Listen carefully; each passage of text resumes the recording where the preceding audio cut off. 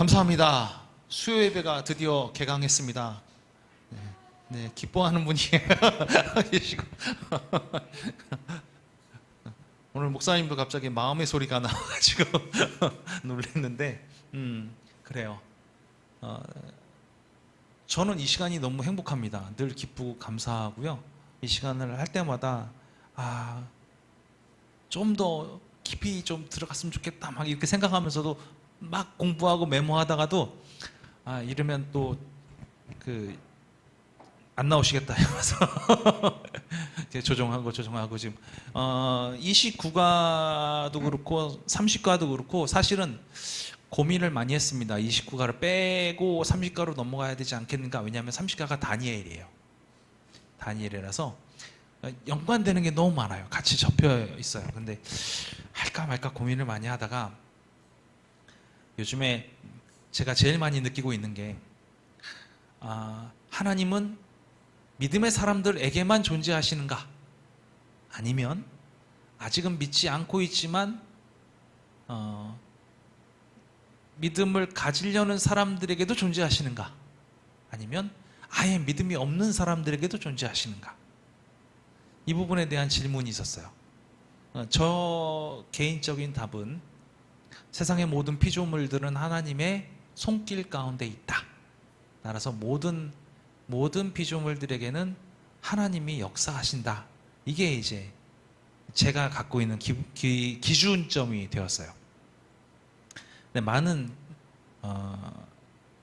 많은 크리스찬들이 놀랍게도 보수적인 크리스찬들이라고 얘기하는 되게 하나님 예수 그리스도를 의지하고 믿고 살아가야 한다라고 주장하는 크리스찬 중에서 많은 사람들이 믿음의 사람들만 하나님의 은혜를 받는 거야 라는 어쩌면 유대교적 사고를 갖고 있는 사람들이 있더라고요. 아직도. 그래서 오늘 이 부분을 함께 나누면서 과연 느부갓네살에 대해서 왜 우리가 좀 공부를 해야 되는지 이 부분도 좀 살펴보고요.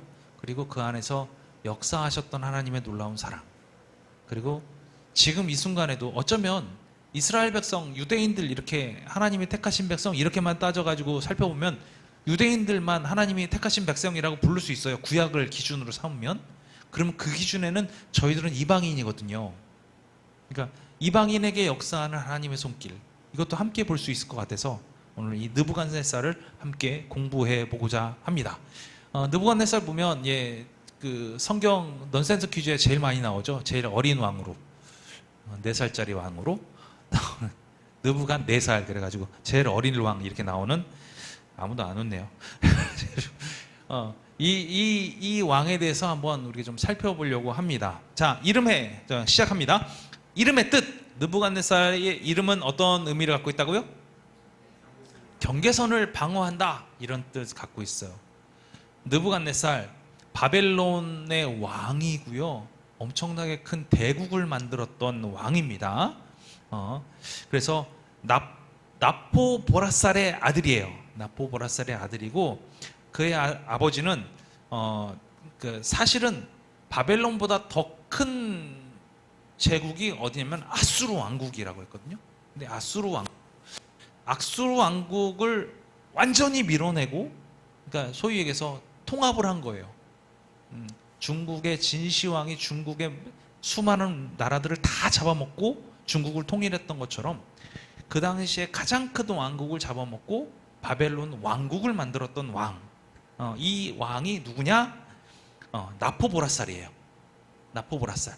그러니까 전쟁은 나포보라살이 다 하고 이제 통치하고 이런 부분들. 물론 느부갓네살도 이제 이스라엘에 대한 공격을 해가지고 이제 이스라엘 멸망시킨 왕이기도 했지만 바벨론 제국을 만든 왕은 느부갓네살의 아버지가 한 겁니다. 그래서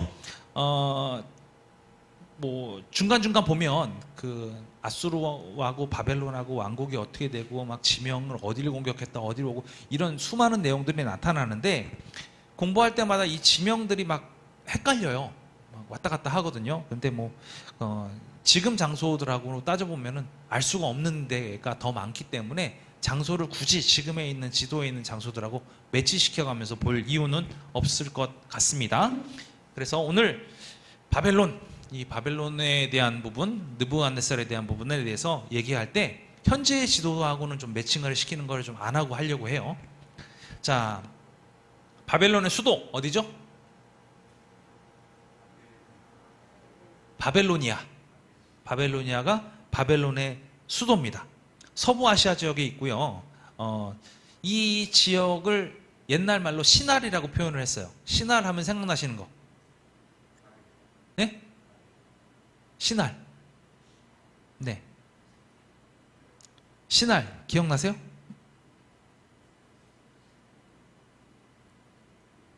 한번 제가 볼게요. 시날이라는 표현들이 여기 나와 있는 대로 창세기 10장 10절하고 11장 2절에 나와요. 볼게요. 창세기 10장 10절 보면 그의 나라는 시날 땅의 바벨과 에렉과 악각과 갈레에서 시작되었으며 라고 얘기해요. 그의 나라는 이렇게 시작됐다고 얘기해요. 이게 창세기 10장이면 어디쯤인지 기억나세요 지금? 10장 아브라함 때예요. 아브라함 때. 11장 2절 이에 그들이 동방으로 옮기다가 누가요? 아브라함이. 이에 그들이 동방으로 옮기다가 어디를 만나요? 시날 평지를 만나 거기 거류하며 이렇게 돼 있어요. 네, 시날 평지. 그래서 요 땅을 뭐라고 부르냐면 갈대아 땅이라 이렇게 불러요. 아브라함은 어디 출신이요? 갈대아 땅의 우루 지방 출신이죠. 네, 그래서 아브라함이 있던 곳 이렇게 보시면 될 것 같아요. 네. 그래서 조 10장과 11절은 어떤 거냐면 아브라함의 아버지가 아브라함을 데리고 이동하던 그 경로에 쭉 나와 있던 것들이에요. 자, 느부갓네살은 동방의 아주 유명한 왕들보다 능력이 많은 사람이었습니다. 능력이 대단히 장난이 아니었죠. 그래서 그가 통치한 땅은 유사일에 가장 넓은 땅을 차지했던 세계적 제국이었어요. 세계적 제국. 엄청나게 큰 제국. 우리가 이제 그 세계적 제국 가면은 많이 얘기하는 게 뭐가 있냐면 첫 번째 알렉산드리아. 그렇죠? 그 다음에 로마. 그 다음에 바벨론이에요. 이렇게 이 중앙아시아 지역과 유럽 지역을 다 아울러서 이렇게 통치했던, 그리고 아시아에서 또 쳐들어갔던 때가 있죠. 누가 또 그랬나요? 제국은. 네? 우리 칭아저씨. 네, 몽골. 네, 몽골이 유럽 전체를 또 한번. 그래서 몽골 제국이 대단하게 컸죠. 그래서 그 대단히 큰 땅들을 차지한 이 제국들 이름들이 많이 나오는데 그 중에 한 제국을 통치했던 사람이 느부갓네살이다. 이 사람에 대해서 제가 왜 할까 말까 고민을 많이 했다 그랬잖아요. 그만큼 위대한 왕이었기 때문이기도 하고요. 그리고 성경에는 놀랍게도 이 사람이 한 나쁜 행위들이 잘 기록되어 있어요. 안 좋은 일만 다 기록되어 있어요. 다른 기록은 없어요. 그런데 놀라운 게 뭐냐면 성경 안에서 이 느부갓네살을 통하여서 하나님이 역사하신다는 사실을, 정말 나쁜 일만 열심히 했던 느부갓네살인데 하나님이 역사한다는 사실을 그의 삶을 통해서 정확하게 드러낸 왕도 느부갓네살밖에 없어요. 이방 땅을 들어서 이스라엘을 치셨다, 뭐 이런 것들만 나온단 말이에요. 하나님이 역사하신 부분들. 근데 그거는 그렇게 해석했다라고밖에 볼 수 없는데, 느부갓네살만큼은 이스라엘을 완전히 다 망가뜨리고 포로로 다 끌고 와가지고 자기 나라에 포로로 쓰고 있었는데, 이 포로로 쓰고 있는 이스라엘의 왕, 즉 여호와 하나님이 느부갓네살의 역사하는, 그래서 느부갓네살 앞에 하나님이 정말로 대단하신 분이라는 것을 스스로 고백하게 만드는 사건이 기록된 것은 느부갓네살밖에 없다라는 거예요. 그래서 오늘 느부갓네살을 통해서 역사하고 계시는 하나님, 그 역사하시는 하나님이 어떻게 역사하느냐.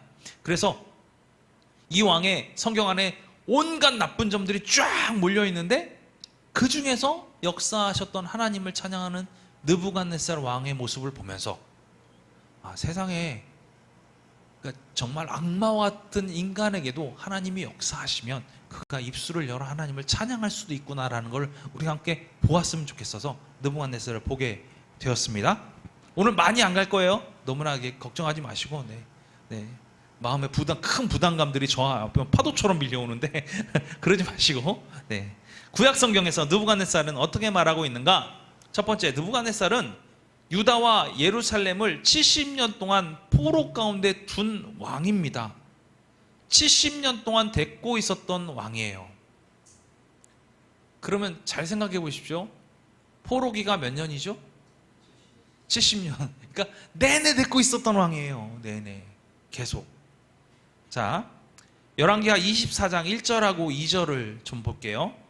여호야김 시대에 바빌론의 왕 느부갓네살이 올라오매 여호야김이 3년간 섬기다가 돌아서 그를 배반하였더니 여호와께서 그의 종 선지자들을 통하여 하신 말씀과 같이 갈대아의 부대와 아람의 부대와 모압의 부대와 암몬 자손의 부대를 여호야김에게로 보내 유다를 쳐 멸하려 하시니, 그러니까 3년 동안 이스라엘이 그러니까 섬기다가 어떻게 한 거예요?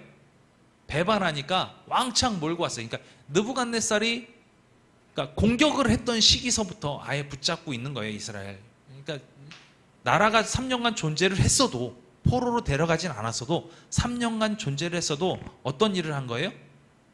이게 종된 국가인 거예요. 종된 국가. 똑같이 10절에서 16절까지 볼게요.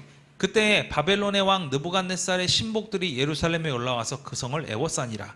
그의 신복들이 애워쌀 때에 바벨론의 왕 느부갓네살도 그 성에 이르니 유다의 왕 여호야긴이 그의 어머니와 신복과 지도자들과 내시들과 함께 바벨론 왕에게 나아가매 왕이 잡으니 때는 바벨론 왕 8째 해니라. 그러니까 이미 그 유다를 멸망시키는 시점이 언제라는 거예요? 이미 느부갓네살이 왕이 된 지 8년째 되는 해라는 거예요. 그가 여호와의 성전의 모든 보물과 왕궁 보물을 집어내고 또 이스라엘의 왕 솔로몬이 만든 것 곧 여호와의 성전의 금그릇을 다 파괴하였으니 여호와의 말씀과 같이 되었더라. 그가 또 예루살렘의 모든 백성과 모든 지도자와 모든 용사 10,000명과 모든 장인과 대장장이를 사로잡아가매 비천한 자 외에는 그 땅에 남은 자가 없었더라. 이제 포로로 끌려간 거예요. 그가 여호야긴을 바벨론으로 사로잡아 가고 왕의 어머니와 왕의 아내들과 내시들과 나라의 권세에 있는 자도 예루살렘에서 바벨론으로 잡아가고 또 용사 7,000명과 장인과 대장장이 1,000명 곧 용감하여 싸움을 할 만한 모든 자들을 바벨론 왕이 바벨론으로 사로잡아 가고, 그래서 몽땅 데려갑니다. 다 데려갑니다. 또 마저 25장 1절에서 9절까지 볼게요. 시드기야 제9년 10째 달 10일에 바벨론의 왕 느부갓네살이 그의 모든 군대를 거느리고 예루살렘을 치러 올라와서 그 성에 대하여 진을 치고 주위에 토성을 쌓음에 그 성이 시드기야 왕 제11년까지 포위되었더라. 그의 넷째 달 9일에 성중에 기근이 심하여 그 땅 백성의 양식이 떨어졌더라. 그 성벽이 파괴됨에 모든 군사가 밤중에 두 성벽 사이 왕의 동상 견문길로 도망하여 갈대아 일들이 그 성읍을 에워쌌으므로 그가 아라바 길로 가더니 갈대아 군대가 그 왕을 쫓아가서 여리고 평지에서 그를 따라잡음에 왕의 모든 군대가 그를 떠나 흩어진지라. 그들이 왕을 사로잡아 그를 림나에 있는 바벨론 왕에게로 끌고 가매 그들이 그를 신문하니라. 그들이 시드기야의 아들들을 그의 눈앞에서 죽이고, 정말 잔인하죠. 왕 앞에서 죽이는 거예요. 시드기야의 두 눈을 빼고 노사슬로 그를 결박하여 바벨론으로 끌고 갔더라.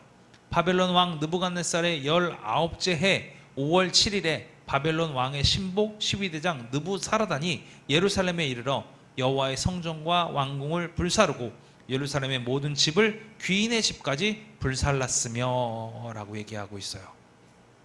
그러니까 잔인한 건 다 한 거예요. 잔인한 것. 첫째 때는 안에 있는 기물들 다 내빼고 온갖 사람들 다 데리고 가고, 두 번째 때는 어떻게 한 거예요? 아예 왕 쫓아가가지고 왕의 아들들 다 죽이고 왕 데려가고 안에 걸 다 불살라서 아예 없애버린 거예요.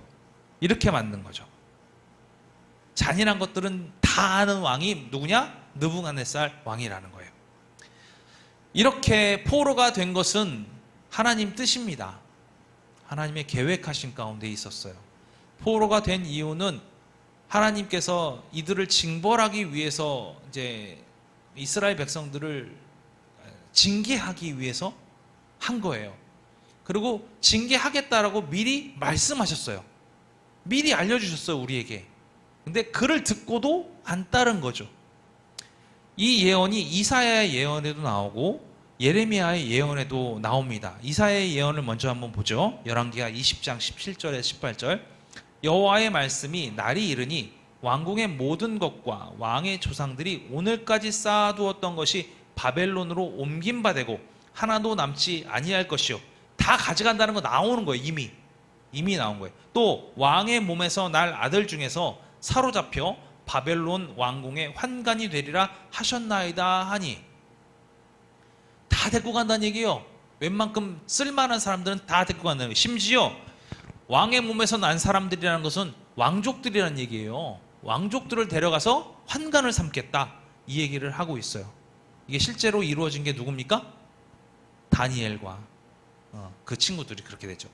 예레미야의 예언을 보죠. 예레미야 25장 9절부터 11절. 보라, 내가 북쪽 모든 종족과 내 종 바벨론의 왕 느부갓네살을 불러다가 이 땅과 그 주민과 사방 모든 나라를 쳐서 진멸하여 그들을 놀램과 비웃음거리가 되게 하며 땅으로 영원한 폐허가 되게 할 것이라 여호와의 말씀이니라. 됐죠. 이대로 됐죠. 싹 불질러서 없애버렸어요. 폐허가 되게 만들었어요. 내가 그들 중에서 기뻐하는 소리와 즐거워하는 소리와 신랑의 소리와 신부의 소리와 맷돌 소리와 등불빛이 끊어지게 하리니 이 모든 땅이 폐허가 되어 놀랄 일이 될 것이며 이 민족들은 70년 동안 바벨론의 왕을 섬기리라. 아예 얼마만큼 포로기가 이루어갈 것인지를 아예 예언한 것도 예레미야의 때입니다. 아예 얘기한 거예요. 아예. 근데 이게 놀란 게 뭔지 아십니까? 놀라운 게, 이 예레미야가 활동할 때 다니엘도 함께 있었어요. 예레미야는 이스라엘과 유다의 모든 멸망을 봤던 선지자예요. 이 봤던 선지자가 소위 얘기해서 이때의 이 모습들을 그냥 이스라엘 백성들한테 다이렉트 알려준 거예요. 몇 년 동안 포로한다고요? 70년 동안 포로한다고요. 다 멸망될 거라고, 다 포로가 될 거라고 예레미야는 이미 예언을 했어요. 그거를 누가 듣고 있었습니까? 당시에 살고 있던 다니엘이 듣고 있었던 거예요. 왜냐? 예레미야는 우리가 먼저 배웠잖아요. 어디서 선포한? 백성들한테 한 게 아니죠. 왕궁 안에서 선포했던 거예요. 제사장들한테 선포했어요. 이사야는요? 이사야는 반대죠. 이사야는 백성들한테 가서 선포했어요. 이게 다른 의미가 있다는 걸 알고 계셔야 합니다. 자, 이렇게 하나님의 모든 계획 가운데 있었어요. 그럼 느부갓네살도 어떤 사람이라는 겁니까? 하나님의 예언의 실행자이라는 거예요. 이 악하고 악한 사람이 예언의 실행자라는 거예요. 여러분 보셨을까 모르겠는데 아까 9절에 보면 뭐가 나오냐면, 여호와는 느부갓네살을 갖다가 뭐라고 부르시냐? 내 종이라고 불러요. 내 종. 9절 한번 볼까요? 보라, 내가 북쪽 모든 종족과 내 종 바벨론의 왕 느부갓네살을 불러다가, 이렇게 얘기하고 있어요. 그러니까 하나님께서 느부갓네살을 뭘로 보고 계시는 거예요? 자신이 사용하시는 종으로 부르시고 계시는 거예요. 하나님께서 나의 종 느부갓네살을 들어다가 이스라엘을 칠 거다라고 분명하게 얘기하고 계시는 거예요. 확실하게. 이걸 우리가 알고 있어야 합니다. 이걸 모르니까 안 믿는 사람들은 우리의 원수, 사랑하지 못할 사람, 이렇게 배척하고 정죄하는데 어쩌면 그리스도인들이 더 많이 생각하고 있는 것 같아요. 저는 그렇지 않았으면 좋겠다는 생각에서 함께 나누겠습니다. 자, 그래서 왕족 출신이던 그 다니엘과 그 세 친구, 포로가 되어서도 수많은 학문에서 쉽게 얘기해서 공부할 수 있는 기회가 많이 열렸고 그것을 배울 수 있게 되었습니다. 다니엘서 1장 1절부터 4절까지 함께 보죠. 유다 왕 여호야김이 다스린 지 3년이 되던 해에 바벨론 왕 느부갓네살이 예루살렘에 이르러 성을 에워쌌다. 지금 이 얘기는 뭐냐면 쳐들어왔다는 얘기입니다. 쳐들어온 순간에 다니엘은 어디 있다는 얘기예요? 왕궁에 있는 거예요. 왕궁에 있어요. 주께서 유다 왕 여호야김과 하나님의 전 그릇 얼마를 그의 손에 넘기심에 그가 그것을 가지고 신할 땅 자기 신전에 가져다가 그 신들의 보물 창고에 두었더라. 그러니까 왕이 성전에 있는 금부치들을 막 줘서 보냈더니 그걸 신전으로 가져간 거죠.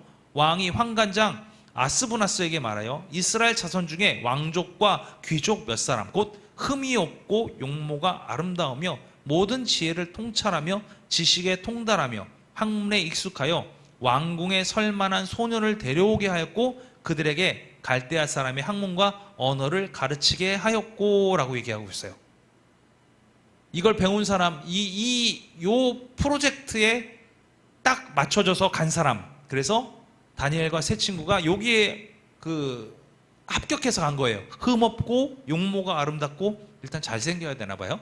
그리고 지혜가 통찰하고 지식에 통달하고 학문에 익숙했다. 이미 공부한 게 많았던. 그래서 우리가 데리고 와서도 쓸만한 친구 얘네들 데리고 와라. 그래서 환관장이 갈대아 사람의 학문과 언어까지 가르치게 해서 지혜가 풍만한 만큼 그 지혜를 가지고 우리나라에도 써먹게 하자. 이 얘기를 했던 겁니다. 했던 거예요. 결국에는 오늘 중요한 키포인트로 볼 수 있을 만한 게 뭐가 있냐면 다른 것보다도 이스라엘이 망하게 되었다. 이스라엘이 망하게 되었음에도 불구하고 느부갓네살은 내 종으로 불림을 받아서 쓰이게 되었다. 이 부분이 중요한 부분인 것 같아요. 그래서 느부갓네살의 어떤 프로젝트 그걸 통해 가지고 왕의 지혜 있는 자들, 왕족과 귀족들 중에서 지혜 있는 자들이 오게 되었다 이거죠. 자, 여기서 이제 첫 번째 기적이 나타납니다. 오늘 여기까지만 하고 멈출게요. 첫 번째 기적이 나타납니다. 다니엘과 세 친구 하면 생각나는 기적이 뭐뭐 있으세요?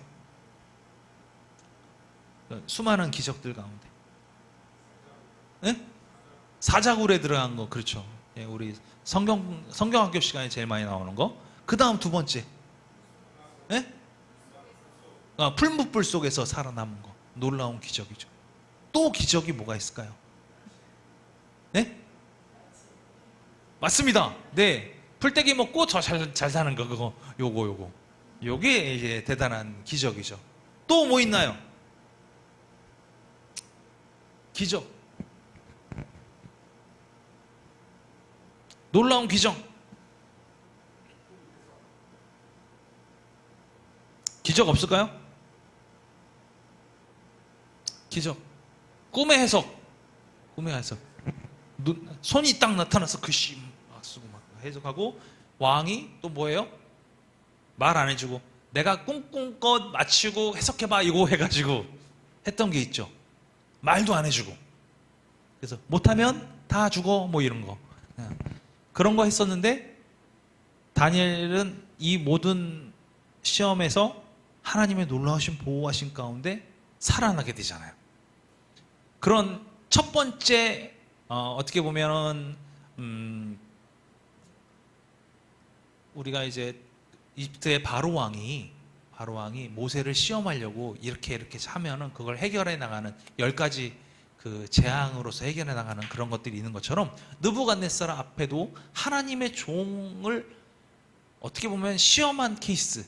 하나님의 보호하신 가운데 있는 애들은 어떠한 상황 가운데서도 그 아무 문제가 없다는 사실을 알지 못하니까 느부갓네살이 시험을 합니다. 어떻게 하냐면 이 4명의 히브리인들에게 그 왕이 원래는 모든 그 좀 이쪽 아랍 계통에 있는 사람들이 좀 그런 게 있나 봐요. 저도 이제 예전에 사우디의 어떤 집에 가정집에 초대를 받았어요. 초대를 받으면 제일 먼저 뭐 하냐면 그 집 주인 그리고 그 집의 아들들 이 사람들이 나와서 우리를 환대해요. 우리들도 이제 거기에 참석할 수 있는 거는 원래는 남자들만 참석할 수 있는데 손님으로 온 사람은 여자도 참석을 할 수 있게 해줘요. 그 사람이 국내인이 아닌 경우, 외국인인 경우. 그래서 사우디 안에서 같이 이제 앉아서 이제 먹는데 음식을 차려 먹는데 가운데 이제 음식을 얼만큼 많이 주냐면 만약 저희가 지금 둘레여서 7명이잖아요. 7명이 둘러 앉으면 거기에 한 50인분 깔아놔요. 50인분 깔아놔요. 그러니까 마음대로 이렇게 집어서 먹는 거예요. 먹고 싶은 거 마음대로 집어 먹는 거예요. 근데 저희는 이제 한국인이잖아요.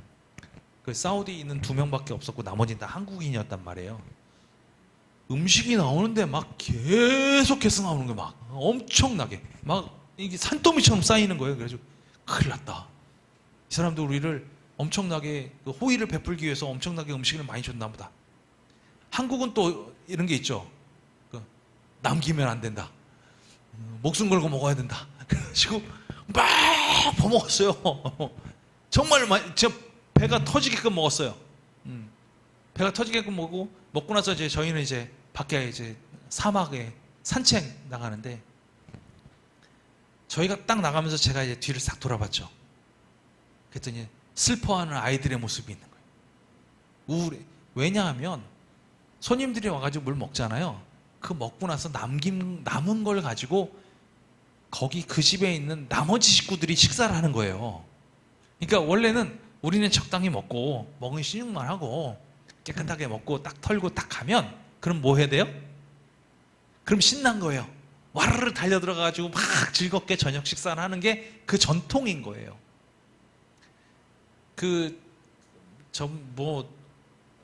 우리나라에도 저런 영화가 있었잖아요. 그 이병헌 나오는 영화 중에서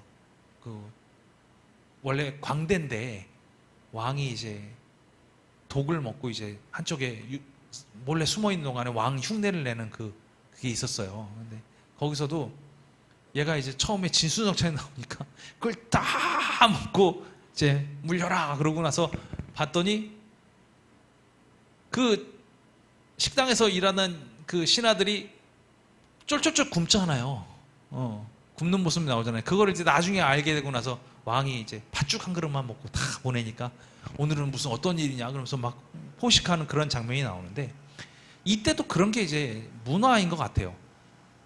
이 왕이 먹은 상에서 물린 걸 가지고 이 환관자들이 다 갖고 와서 자신의 어떤 제자들을 같이 먹이는 게, 이게 그 문화이자 그 왕이 물린 음식을 먹어야만 왕의 은혜가 그들에게 퍼졌다라는 그런 게 있어서, 이걸로 똑같이 하지 않으면 왕의 은혜를 거부한 자가 되는 거예요. 이해가 되시죠? 그러니까 왕의 상에서 물린 음식을 안 먹으면 왕의 은혜를 거부한 자가 되니까 이것도 큰 죄란 말이죠. 그리고 또 왕의 음식을 잘 먹고 얼굴에 윤기가 나고 좀 이렇게 쌩쌩하고 건장해 보여야 왕의 은혜를 입은 사람들은 이렇구나 라고 해가지고 문제가 안 생기는데, 지금 이 환관장 밑에 있는 애들은 그건 난 안 먹겠어 그래가지고 만약에 저게 돼버리면, 좀 얼굴색이 안 좋아 버리면 어떻게 되는 거예요? 환관장 목도 날아가는 거예요. 애들 잘 관리 못했다고. 그런 상황이 지금 벌어진 겁니다. 이 상황을 따지고 보면 쭉 읽어볼게요. 다니엘서 1장 15절에서 20절. 열흘 후에 그들의 얼굴이 더욱 아름답고 살이 더욱 윤택하여 왕의 음식을 먹는 다른 소년들보다 더 좋아 보인지라. 그리하여 감독하는 자가 그들에게 지정된 음식과 마실 포도주를 제하고 채식을 주니라. 하나님이 이 네 소년에게 학문을 주시고 모든 서적을 깨닫게 하시고 지혜를 주셨으니 다니엘은 또 모든 환상과 꿈을 깨달아 알더라. 왕이 말한 대로 그들을 불러 얻으릴 기한이 찼으므로 환관장이 그들을 느부갓네살 앞으로 데리고 가니, 왕이 그들과 말하여 보매 무리 중에 다니엘과 하나냐와 미사엘과 아사랴와 같은 자가 없으므로 그들을 왕 앞에 서게 하고, 왕이 그들에게 모든 일을 묻는 중에 그 지혜와 총명이 온 나라 박수와 술객보다 10배나 나온 줄을 아니라. 지혜도 뛰어나게 하시는 분이 하나님이시고 어떠한 걸 먹다 할지라도 그들에게 건강을 허락하시는 분도 하나님이시라는 거죠. 이들이 거부한 것들은 뭐 많이 있겠지만, 하나님이 율법으로 거부한 것들, 그러니까 율법으로 금지한 것들을 왕의 상에는 올라갈 거 아니에요. 그러니까 그들은 그걸 거부했던 거고, 오늘 빵을 먹어도 빵 안에 다른 것이 없게끔, 그리고 물만 10일 동안 먹게 했음에도 불구하고 내 히브리인들은 오늘 성경에 나온 것처럼 윤택했다, 더 아름다워 보였다, 이렇게 얘기할 수 있겠습니다. 그리고 느부갓네살은 아까도 여기 기록된 것처럼 모든 사람들보다 이 4명의 사람들이 하나님의 지혜로 인하여서 비방한 지혜를 가지고 있다. 심지어 꿈과 환상을 해석해낼 만한 능력을 갖고 있었다라는 것을 알 수 있게 되었습니다. 뭐 때문에 그럴까요? 하나님께 있는 거예요. 하나님께 있는 거예요. 왜 다른 사람들에게는 이런 것을 잘 드러내지 않게 성경에는 잘 표시를 안 해놓고 있지만 이 느부갓네살 왕 앞에서는 이런 것들을 하나님께서 이들을 이렇게 하셨다. 하나님께서 이들을 아름답고 윤택하게 하셨다. 이런 표현들이 되게 많이 나와요. 그러니까 그걸 통해서 우리가 알아야 돼요. 그냥 우리가 그냥 믿음으로 그렇게 믿자 이게 아니라 성경에 실제로 기록되어 있음으로 말미암아 하나님께 의지하는 자들은 그렇게 될 수밖에 없다.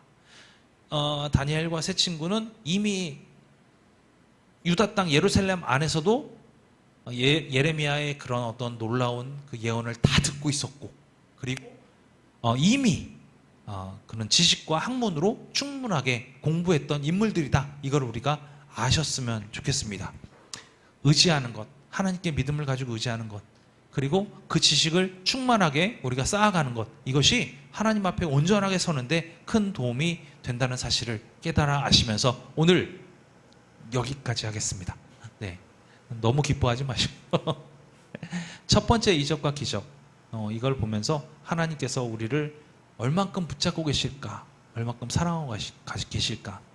우리 아이들하고 또 그 임신안에 관해서 역사적인 사실들을 쭉 살펴보면서도 하나님께서 그 안에도 이렇게 역사하신다, 이런 걸 제가 참 많이 이야기하거든요.